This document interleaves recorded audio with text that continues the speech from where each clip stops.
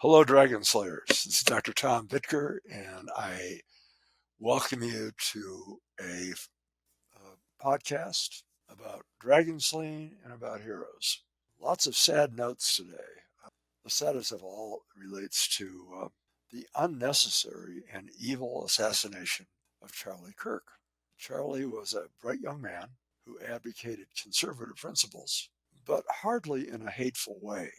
However, it reminds us that when people use the definition of hate speech to weaponize the words of another human being, and at the same time, once weaponizing those words as hate speech offers justification for their elimination or annihilation, that's just bizarre.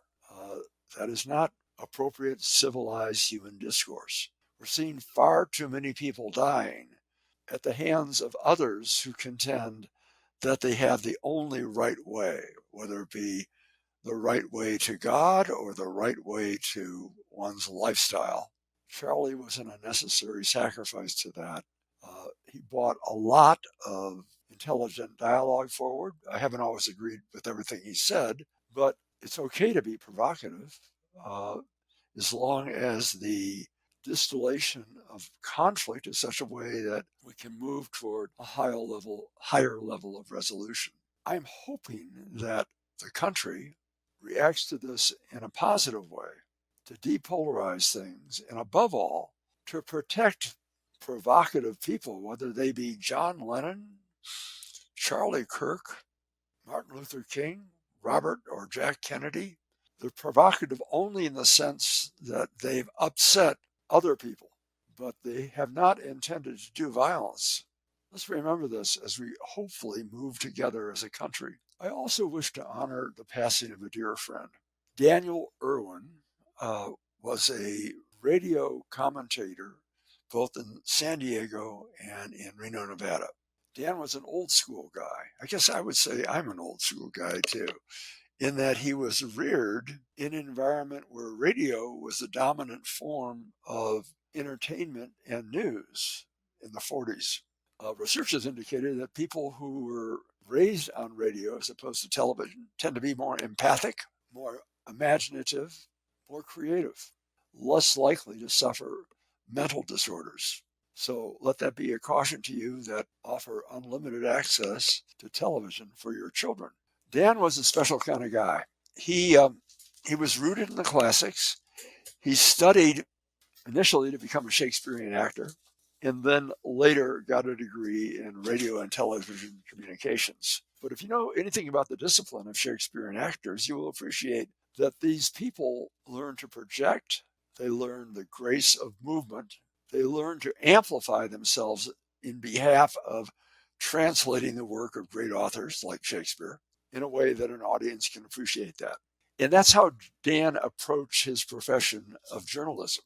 He was not a quick study. He would go into great depth to understand a problem or to understand an interviewer's perspective. And as a consequence, his radio show in San Diego entitled These Days, and you could probably check the archives, had on it some of the most extraordinary personages of our generation. Catherine Kennedy, Gloria Steinem, Charlton Heston, and many others. I think he interviewed Steven Spielberg as well. But he had such a compelling presence as an interviewer that he was credible to his interview subjects, and they welcomed dialogue with him. I actually was introduced to Dan initially when I was called upon to be a resource in a local community talk-in program.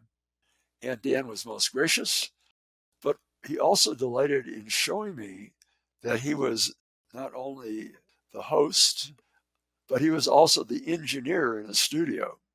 When I first came to Reno and heard Dan's voice on KUNR, I felt it a reassuring presence. I realized it was a most cultivated voice of a very cultivated human being. Dan has not had an easy life. The last 10 years of his life have been plagued with health issues, which ultimately claimed his life. But he pursued dying with great courage and with the wonderful assistance and loyalty and devotion of his wife, Sarah. Sarah, it turns out, is a psychotherapist who shares with me an interest in transforming victims into heroes. Well, I will say in closing regarding Dan that he was my hero. He demonstrated elegance, he was articulate, hardworking, he had integrity. And Dan, I hope you don't mind, but I'm going to offer a poem for you, which I know that you've enjoyed since we've had discussions about Robert Frost. Those of you out there, think about this one. Two roads diverged in a yellow wood, and sorry I could not travel both. And be one traveler, long I stood and looked down as far as I could to where it bent in the undergrowth. Then took the other as just as fair, and having perhaps the better claim, because it was grassy and wanted wear. Though as for that passing there, had worn them really about the same. And both that morning equally lay in leaves no step had trodden black.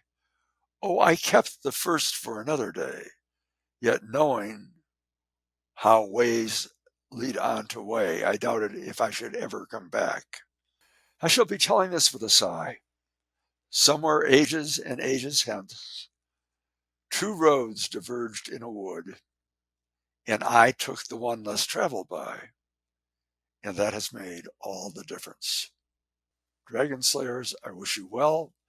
We'll be proceeding with another podcast, likely tomorrow, when I hope to be joined with one of my colleagues. Goodbye, good night.